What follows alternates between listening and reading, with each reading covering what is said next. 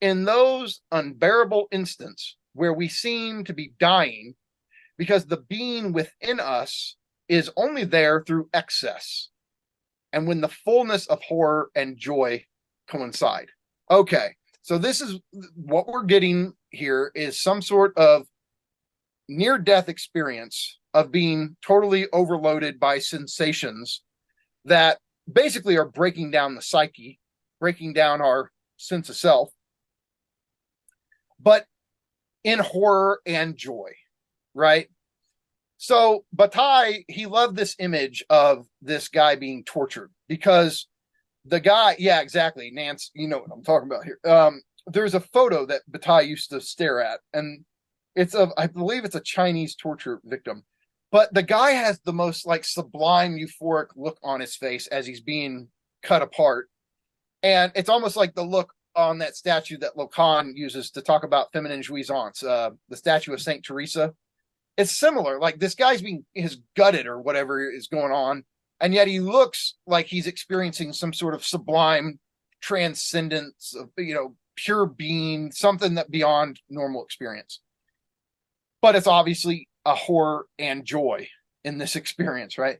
Well, this is ultimately going to be the fucking type of experience Land and the CCRU are going to seek in this kind of ritualistic practice. On the one hand, copious amounts of speed. On the next, self-induced insomnia, large consumptions of alcohol, other drugs, I'm sure, overloading the senses with jungle music, right? The techno music, jungle, playing it at levels that you're beyond what your ears should be able to deal with, right? While doing occult practices, trying to channel demon lemurs. The point is, this, for a prolonged, yeah, and for one instance, it looks silly and ridiculous. But if you actually try to do this for, I mean, this was what they did for a fucking year. Other members of the CCRU basically had psychotic breaks or at least mental breakdowns of some kind because of this. All of this is what is called a death, like capital A hyphen death, which means artificial death.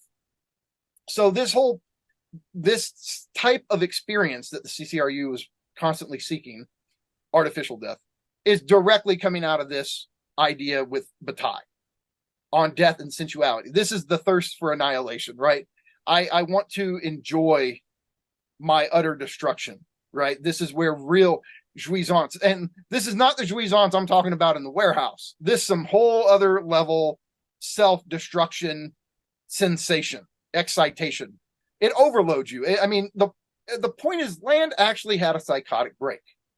Now that's some fucking jouissance for your ass, right? Like, but when you do speed and self-induced insomnia for a year, you'll get some fucking demon lemurs, right? And so that is he asked for it and he got it. And then I don't think he's ever done speed since. So I don't know. He talks about that he worshiped the amphetamine god, but I've always wondered what he would say about, like, you still want some A death now? I don't think he does, but he would probably be saying it overloaded me, and I learned my lesson, something like that. I don't. But okay, this whole thing, artificial death, A hyphen death, or even what they call unlife, right? This is what they're getting from Bataille and this whole way he has of connecting sensuality to death and death to sensuality and all that, right? And so the last thing I want to say about Bataille, and this is the other, like Bataille's his ontology is based around the accursed share, which for Bataille, in his, I think it's considered his masterpiece, the accursed share. He's talking about the sun, and he's talking about all of the energy, the excess energy produced by the sun. And he calls it the accursed share. So he thinks that the sun is this radical force that is the source of everything, which of course we can't process.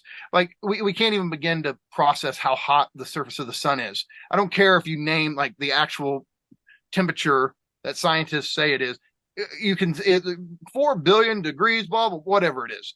Okay, but I was saying this, I think, to Cadell or One Dime in our talk. Think about like, okay, so the temperature just dropped 40 degrees in Kansas City, and we're all feeling it, right?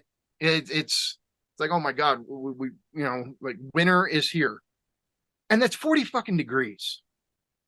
Can we even begin to fathom 1,000,000 degrees temperature change?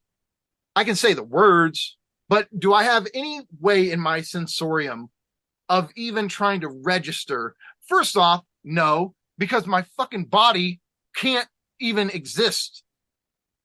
I mean, if the temperature goes up 1,000 degrees, my body's fucked, right? The sensorium is fucked. 1,000,000, 1,000,000,000, like these are forces that, and these are intensities that are, it's like trying to understand the mind of God or something. Like it's so fucking beyond any human comprehension or perceptual inclination, anything you think you could. No, it is so radically other that we can't process it. And yet the sun is the source of us, of all life on earth. And so it is this, in a way, look, you could, of course you can go, what do you mean? The sun's a fucking phenomena. I mean, if I look at it, I'll go, yeah. Of course, the sun has a phenomenal dimension to it. It also has this noumenal dimension, which is to say, none of us can even begin to process every way the sun is influencing everything going on Earth. The apprehension of that is so beyond us that it is noumenal, right? And I've said this before. This whole thing, this sharp line between phenomena and noumena, you got to realize for Land, the way he would just define it is any type of force, whether it's global capital, whether it's the sun, it's any type of sublime in the Kantian sense, right? Sublime force that is so vast and so mammoth, so gigantic, we cannot cognitively, conceptually, or perceptually get a handle on it, right?